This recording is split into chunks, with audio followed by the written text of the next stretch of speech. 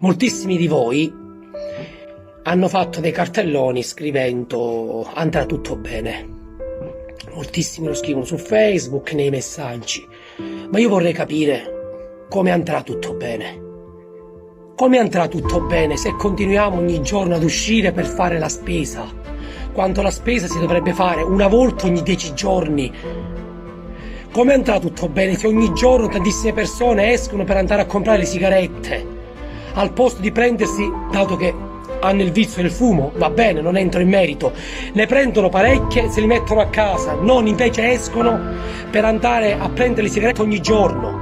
Come andrà tutto bene se la gente va e viene dal benzinaio? Ma questa benzina cosa serve se dovete rimanere a casa?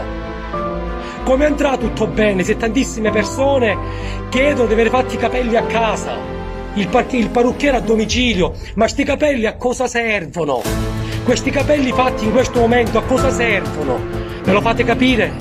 Come andrà tutto bene se tantissime persone mi chiamano per andare a fare la corsetta perché sono stressati?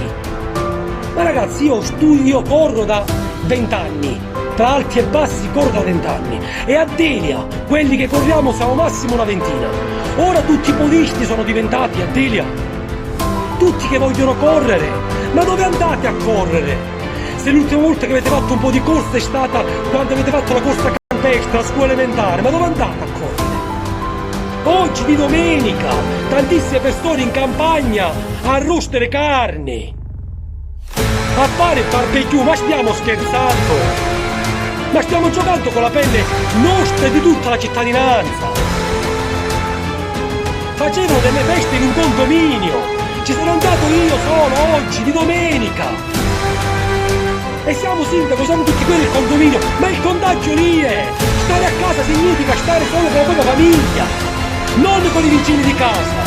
Che poi voglio vedere sti vicini di casa che compiono in rete, tutto ora sti buon vicinato c'è a Delia, tutti sti buoni rapporti vicinato ci sono a Delia, gente che per fare il cartellone, andrà tutto bene, a casa 20 persone per farsi perché il cartellone deve essere bello, e chiamiamo cugini, parenti per fare un cartellone, quello è contagio.